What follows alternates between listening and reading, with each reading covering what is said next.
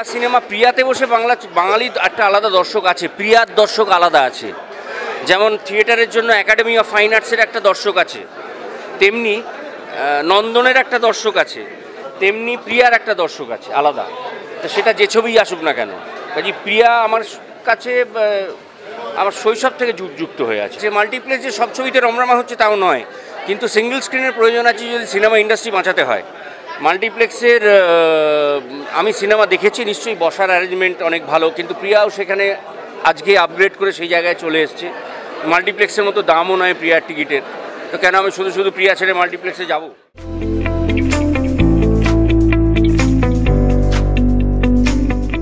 আমি এটাকে কামব্যাক বলবো না, আমি মনে করবো দেখো সবসময় পুরনো চাল ভাতে পারে, পুরনো শ্যাম্পেনের কদর বেশি, আর পুরনো ভালোবাসা সেটা যত পুরনো হয় তাতে সেটা মজে আরও অনেক বেশি। তো সেই জন্য আমি বলবো প্রিয়া সর্বার্থে আমাদের প্রিয়া, তো সেটা কখনো হারাতে পারে না। আমার কাছে প্রিয়া একই রকম, আমার কাছে প্রিয়ার সেই একই রকম ঐতিহ্যবাহী, আমার কাছে প্রিয়ার সেই গুপি গাইন বাঘা বাইন, যেটা বারবার দেখতে ইচ্ছা করে, যেটা মন খারাপে দেখতে ইচ্ছা করে, যেটা আনন্দে দেখতে ইচ্ছা করে, যেটা ভালোবাসায় দেখতে ইচ্ছা করে। তো প্রিয়া আবার আমাদের কাছে এসছে, নতুন মোড়কে এসছে, আমরা তাকে সাদর অভ্যর্থনা জানাচ্ছি।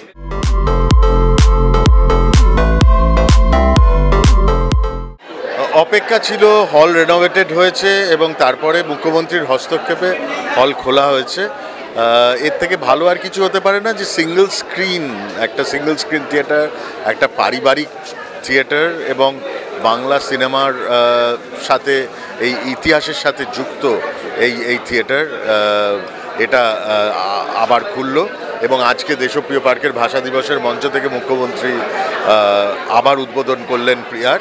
এটা বাঙালি দর্শক, শুধু বাংলা সিনেমা নয়, আপামর চলচ্চিত্র প্রেমী দর্শকের কাছে এটা অত্যন্ত আনন্দের খবর।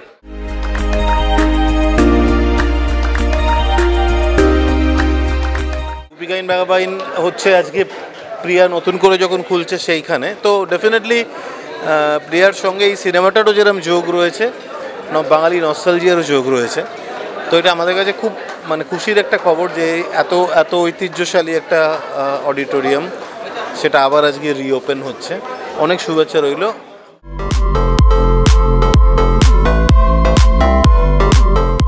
অনেক কিছু I think you can see yourself, আর সিটিংটা দেখা যাচ্ছে, অনেক কিছু আছে যেটা বিহাইন্ড দ্য ক্যামেরা যেটা বলে, যেমন ইলেকট্রিক্যাল কানেকশনস, ফায়ার, এটা ওটা, স্ট্রাকচারাল রিপেয়ার্স, এগুলো অনেকগুলো, মেজরিটি হচ্ছে কিন্তু এইটা যেটা দেখা যাচ্ছে না। আর বাকিটা হচ্ছে সিটস, মোর স্পেস, লবিগুলো যেমন করে করা হয়েছে, এটা ডিফারেন্ট।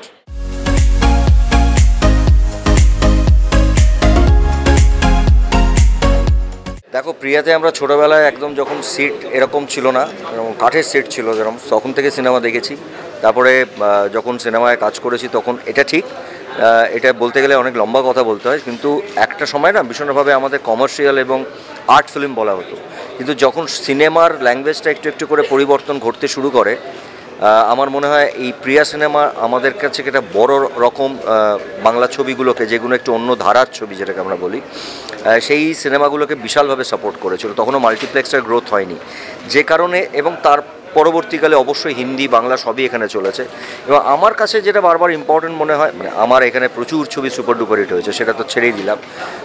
আমি একটু আগে একটা কথা বলেছিলাম স্টেজে, যে আমার ছেলে তখন একদম ছোটো, 4 কি 5 বছর বয়স, ও খেলতে আসতো উল্টো দিকে, ক্রিকেট খেলা। ও খেলে গিয়ে বাড়িতে বলেছিল যে, আসলে এখন তো অনলাইনে টিকিট বুকিং হয়, ও গিয়ে ওর মাকে বলেছিল যে একটা বিশাল লম্বা লাইন পড়েছে বাবার একটা ছবিতে, ও জানো না সেটা মনের মানুষ।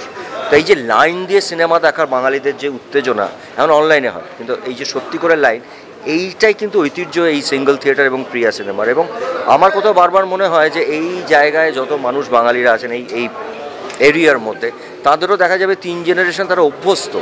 তো প্রিয়াটা ফিরে আসা মানে শুধু আমাদের ইন্ডাস্ট্রির জন্য নয়, যারা দর্শক তাদেরও মনে হবে বাহ, আমাদের হলটা আবার এসে গেল। এটাই হচ্ছে বিউটি অফ প্রিয়া সিনেমা।